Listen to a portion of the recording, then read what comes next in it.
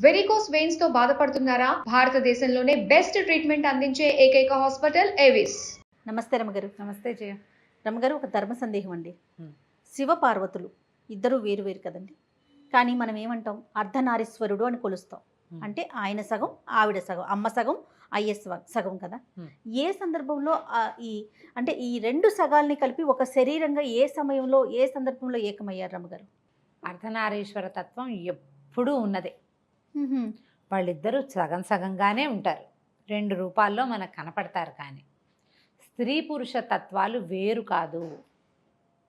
ఒక స్త్రీలో పురుషతత్వం ఉంటుంది, పురుషుడిలో స్త్రీతత్వం ఉంటుంది. ఇది ఎప్పుడూ విడదీయలేం. ఒక అబ్బాయి, వాడిలో కొంత స్త్రీత్వము కొంత వంశత్వము ఉంటాయి. ఒక అమ్మాయి, ఆ అమ్మాయిలో కూడా కొంత పురుషత్వము కొంత స్త్రీత్వము ఉంటుంది. సృష్టి ఇలాంటిది. ఎవరైనా ఇంతే. మనకి కుడి ఎడమ భాగాల్లో ఒకవైపుది బలంగా, ఒకవైపుది కొంత బలహీనంగా ఉంటుంది సహజంగా. అవును.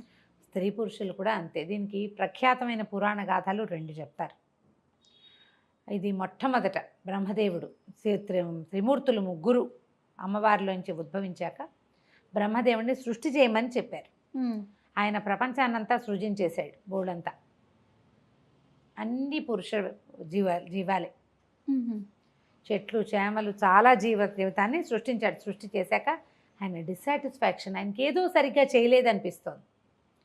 ఆయనకి మనం సృష్టి చేసామా, ఇది వృద్ధి అవటం ఎట్లా, ఎలా ఇది వృద్ధి అవుతుంది? మనం చేసిన బొమ్మలే ఉంటాయా? ప్రతిసారి నేనే చెయ్యాలా? దానంతట అది వృద్ధి కావాలి. ఎలా అవుతుంది వృద్ధి? ఆయనకి చాలా దుఃఖం వచ్చిందట. నేను బాగా చేయలేకపోయాను, దానంతట అది వృద్ధి పొందగలిగే జీవాన్ని నేను సృష్టించలేకపోయానని చాలా దుఃఖించాడు. అయితే ఆయనకి సదాశివుడు ప్రత్యక్షమయ్యాడు. ఈ సదాశివుడు ఎవరు?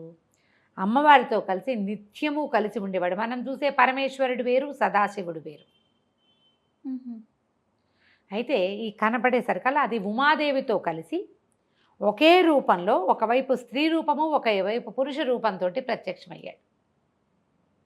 ఎడంవైపు స్త్రీ, కుడివైపు పురుషుడు, సమున్నతాకారుడు. ఒకవైపు జటాజూటం లాంటిది తల కనపడుతోంది, రెండో వైపు చక్కగా అలంకరింపబడిన ధమ్మిల్లం కనిపిస్తోంది. ఓవైపు మొహం బరకగా విశాలంగా పెద్ద ఎత్తైన గండస్థలం, ఇంకోవైపు నాజూకు కపోలాలు, ఒకవైపు సమున్నత వక్షం, ఒకవైపు చక్కటి వక్షోజాలు. అట్లాంటి స్వరూపంలో కనపడేసరికి ఆ రూపాన్ని చూసి ఆయన ఆశ్చర్యపోయి ఏమిటి ఈ స్వరూపం ఏమిటో ఆయనకి తెలియదు, అర్థం కాదు. అట్లా అద్భుతానికి లోనయ్యి ఆ చూస్తూ ఉంటే ఇందులో నుంచి ఉమాదేవి బయలుపడి బయటకు వచ్చి నుంచుందట. అమ్మవారు నుంచునేసరికల్లా ఆయన ఈ మహాద్భుత స్వరూపం ఏమిటి అని అడిగేసరికల్లా అప్పుడు పరమేశ్వరుడు ఏం చెప్పాడంటే, ఉమాదేవికి, ఉమా, నీ నుంచి ఒక స్వరూపాన్ని సృజించు, బ్రహ్మకి సృష్టిలో సహాయం చేయాలి నువ్వు అంటే, ఆమె కనుబొమ్మల మధ్యలో నుంచి ఒక కాంతి పుంజం బయటకు వచ్చిందట. ఆ పుంజం ఒక స్త్రీ రూపాన్ని దాల్చింది. దక్ష ప్రజాపతి కుమార్తెగా ఆమె జన్మించింది. ఆ కనపడిన స్త్రీ రూపం సతీదేవిగా. ఆమె వల్ల ప్రపంచంలో ఉన్న స్త్రీ జాతి ఉద్భవించింది. మొట్టమొదటి స్త్రీగా జన్మించినది సతీదేవి. ఆవిడ పార్వతీదేవి నుంచి జన్మించింది. ఆ తర్వాత నుంచి స్త్రీ జాతి మొదలైంది, స్త్రీతత్వం మొదలైంది. స్త్రీతత్వమే పునరుత్పత్తి, మాతృత్వమే స్త్రీతత్వం. ఇంకా రెండోది లేదు. తల్లి కాకపోతే స్త్రీ పనికిరాదనే భావన మనకి తరతరాలుగా ఎందుకు స్థిరపడిందంటే, ప్రతి ఆడజీవి ఇంకొక జీవిని పుట్టిస్తుంది. అది అత్యంత సహజమైనది, దాన్ని జీన్లో ఉంటుందన్నమాట. అది నువ్వు చూడు, ఒక 7-8 ఏళ్ల ఆడపిల్లలు కూడా ఓ చంటి పిల్లని చూసేసరికల్లా వాళ్ళ లాలించే విధానం ఒకటి తేడా ఉంటుంది. అవును. 15 ఏళ్ల మగపిల్లాడు, ఓ 20 ఏళ్ల వాడు తండ్రి అయినా వాడికి తండ్రి ఫీలింగ్స్ రావు. 14 ఏళ్ల పిల్ల తండ్రి అయినా చంటి బిడ్డని దక్కుని చేర్చుకుంటుంది ఆ పిల్లకి తెలిసిపోతుంది. అది ఆ స్త్రీత్వంలో ఉన్నదే మాతృత్వపు ఇది. దానికోసమే స్త్రీ జాతిని సృష్టించారు. తొలుత ఇట్లా ఉమాదేవి సహితంగా సదాశివుడు తీసుకున్న రూపం అర్ధనారీశ్వర స్వరూపం. స్త్రీ పురుషులు ఇద్దరూ సమానమే. అప్పటి నుంచే ఏదైనా నిర్ణయం తీసుకున్నా, ఏదైనా ఆలోచన చేసినా, ఒక సంసారం అని, ఒక సంతానం అని, ఏదైనా సరే స్త్రీ పురుషులు సమానంగా వ్యవహరించాలనే భావం దేవతలే మనకు తెలియజేశారు. మనం స్త్రీ కొంచెం సమానమని, అంత కాదని, స్త్రీని అణగదొక్కి ఉంచాలని, అవకాశం ఇస్తే ఆమె పెచ్చు పెరిగిపోతుందని, ఆదిశక్తిలాగా మీద పడుతుందని, ఇలాంటి భావాల్లోకి వెళ్ళిపోతారు. వెళ్ళి ఈ తెలివి కలిగిన జాతి అయినటువంటి స్త్రీని అణిచి ఉంచడానికి అలవాటు పడ్డారు. ఈ తత్వాన్ని మనకి భగవంతుడే తెలియజేశాడు. అయితే ఈ అర్ధనారీశ్వర తత్వానికి ఇంకొక కథ కూడా చెప్తారు, ఇది కూడా ప్రఖ్యాతమైంది. పరమేశ్వరుని దగ్గర ఉన్న కింకొరలలో ఒకడు భృంగి, నంది, శృంగి, భృంగి పేర్లు వింటుండు. భృంగి మహాశివ భక్తుడు.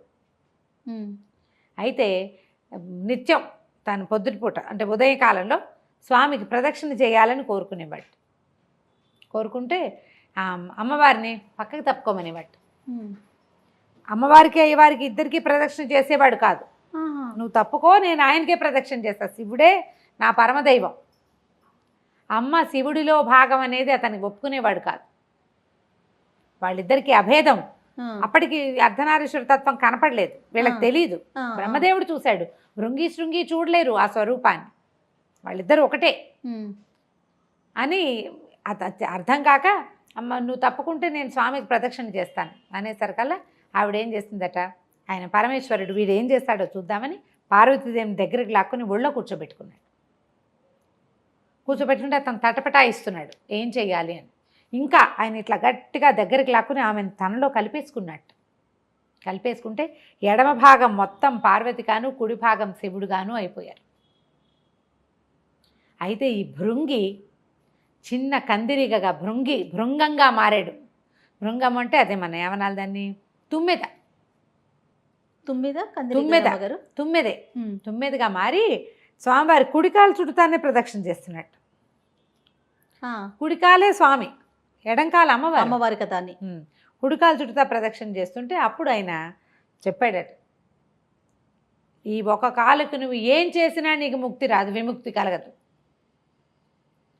నా స్వరూపం ఇది అని అప్పుడు చూపించాడనమాట. తన మొత్తం రూపంలో అమ్మ కలిసిపోయి ఉన్న స్వరూపాన్ని చూపించాడు. మొత్తం ప్రపంచం అంతా తెలుసుకుంది పరమేశ్వరుడు పార్వతి ఒకళ్ళ నుంచి ఒకళ్ళు వేరు కాదు. ఏ భార్యాభర్త కూడా ఒకళ్ళ నుంచి ఒకళ్ళు వేరుగా ఉండకూడదు, అట్లా కలిసి ఉండాలి. అప్పుడే వాళ్ళు ప్రపంచాన్ని పాలించగలరు, లాలించగలరు, పోషించగలరు.